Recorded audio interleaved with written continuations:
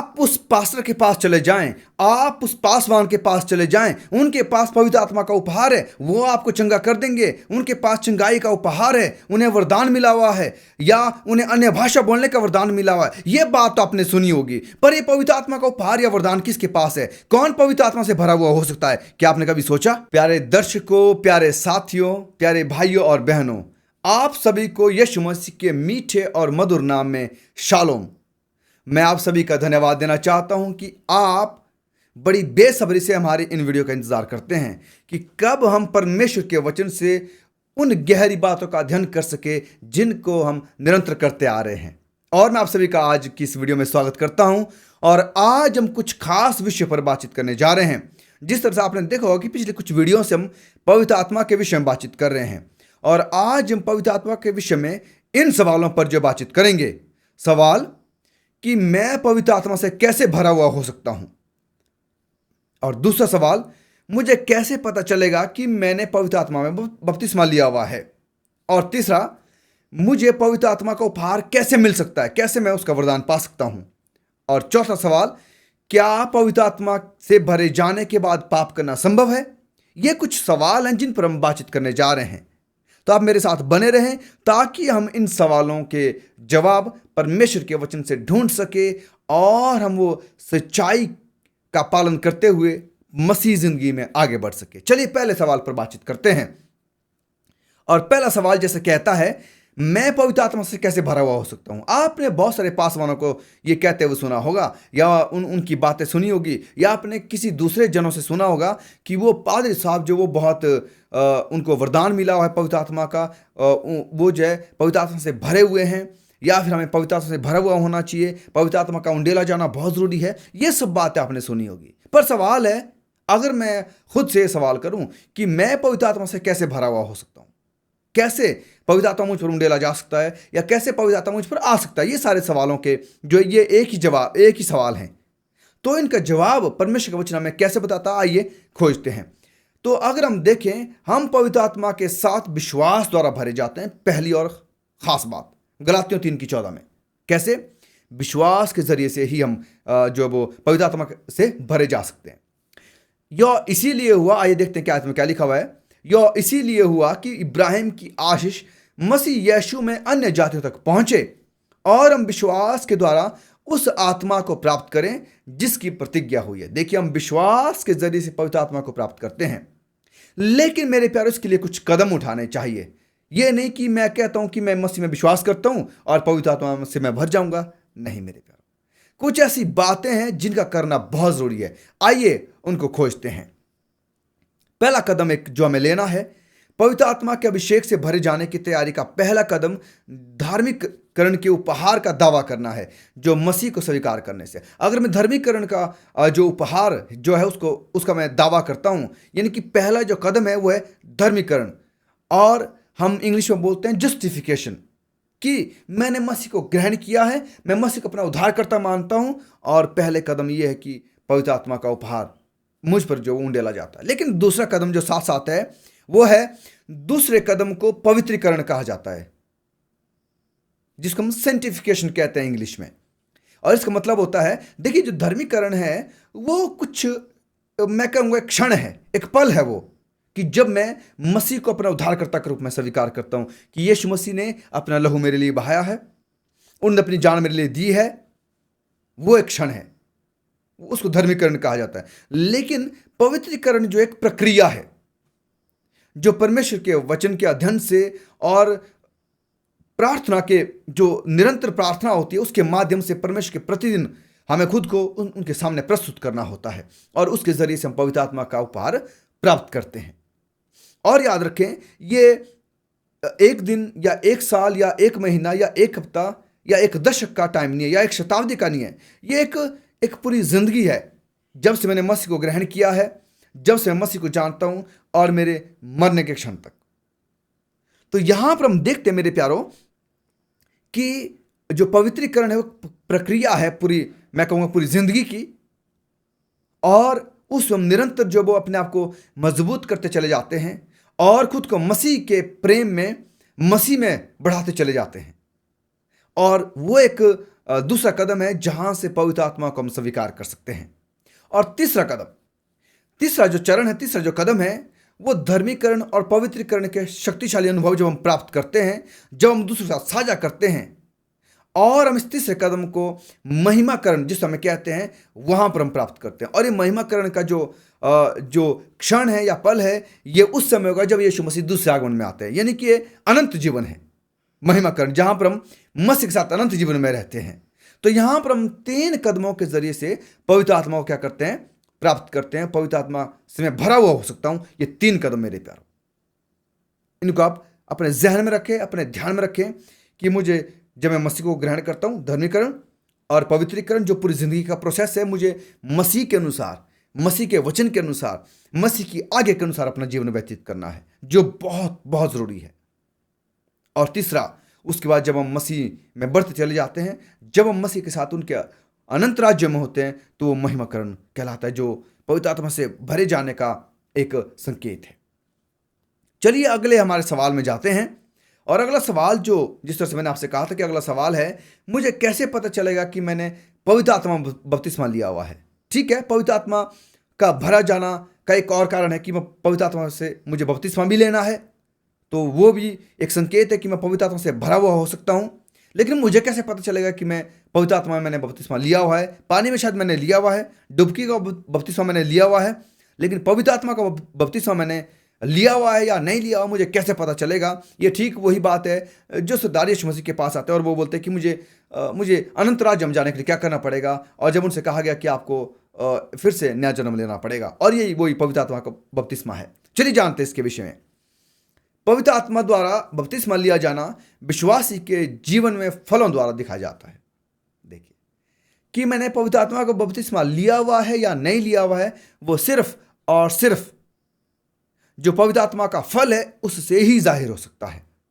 और आप जो गलातियों 5 की 22 और 23 है, वहां पर आप पढ़ सकते हैं कि पवित्र आत्मा के जो फल हैं वो क्या क्या है। जैसे पर आत्मा का फल जो वो क्या है, प्रेम, आनंद, मेल, धीरज और कृपा, भलाई, विश्वास, नम्रता और संयम है। 9 तरह की ये बातें जब हम में हैं, तो याद रखें कि हम क्या हैं, पवित्र आत्मा का जो फल हम में है और हमने पवित्र आत्मा का बपतिस्मा लिया हुआ है। तो ये फल हैं जो हमें ये बताते हैं कि हम पवित्र आत्मा से भरे हुए हैं या नहीं, और इनका जीवन में होना बहुत जरूरी है। आइए अगले सवाल पर चलते हैं। और तीसरा सवाल हमारा ये है, पवित्र आत्मा के फल और उपहार में क्या अंतर है?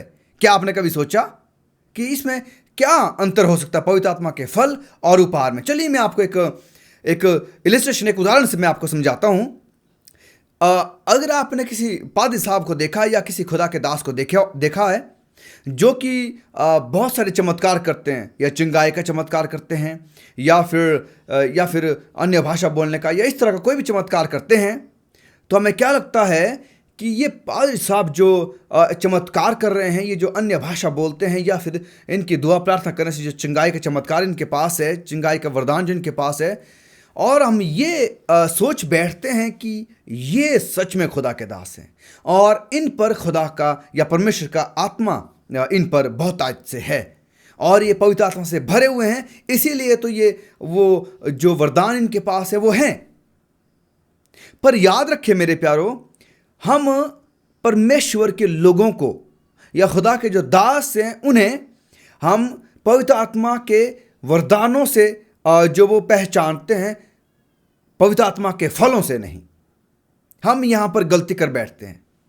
तो इसीलिए हमें मालूम होना चाहिए कि पवित्र आत्मा के फल क्या हैं और पवित्र आत्मा के वरदान क्या है, और हमें परमेश्वर के लोगों को कैसे पहचानना है। और बाइबल कहती है, अगर आप पढ़ेंगे तो बाइबल साफ कहती है मत्ती की पुस्तक में 7:20 में कि हमें परमेश्वर के जो लोग हैं, हमें उन्हें किस चीज से, पवित्र आत्मा के फलों से पहचानना है, ना कि वरदानों से, क्योंकि वरदान कहीं से भी आ सकते हैं और आप समझ गए कहां से, यानी कि शैतान की तरफ से भी वो हो सकते हैं। तो अगर हम देखें कि बाइबल में 50 से अधिक उदाहरणों में जो हमें जहां परमेश्वर ने अपने लोगों को पवित्र आत्मा से भर दिया, हम ये उदाहरण देखते हैं 50 से अधिक जगह पर हम देखते हैं। ये केवल 3 बार जो अन्य भाषा के उपहार के विषय में बात कही गई है, सिर्फ 3 बार।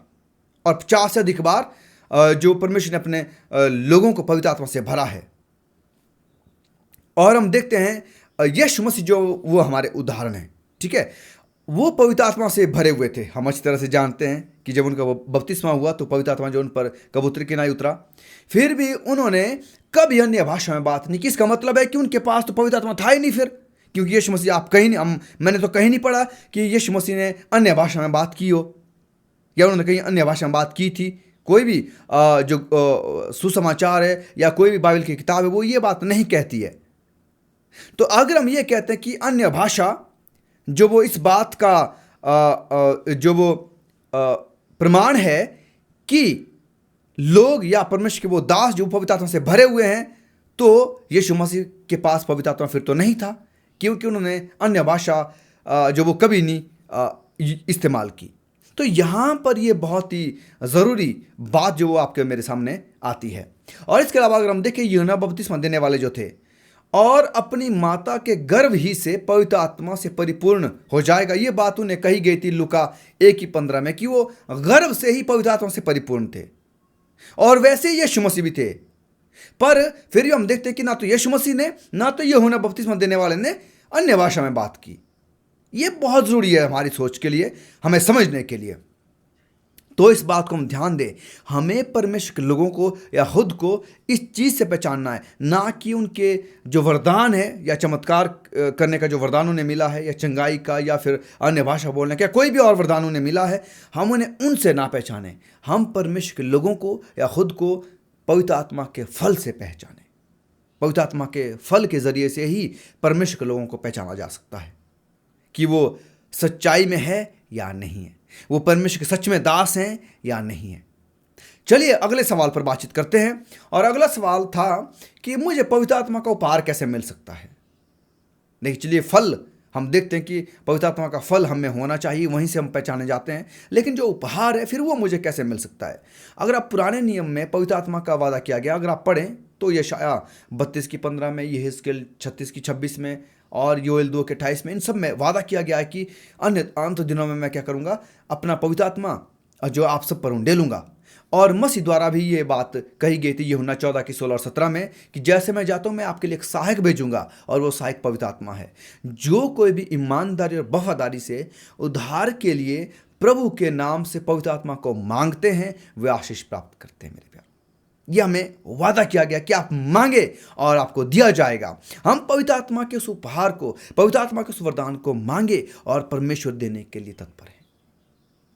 क्या आप चाहते हैं कि आपके मेरे पास वो पवित्र आत्मा का वरदान हो? जी हाँ, पर वरदान होने के लिए हमें परमेश्वर के साथ वो जो संबंध है, उनके वचन में, प्रार्थना में, उनके साथ जो मोहब्बत का जो हमारा संबंध है वो बहुत ही गहरा होना चाहिए मेरे प्यारों। और आगे जब हम जाते हैं प्रेरितों के काम 2:38 और 39 में भी पतरस इस तरह से कहते हैं। आप यहां पर देखिए क्या लिखा गया है।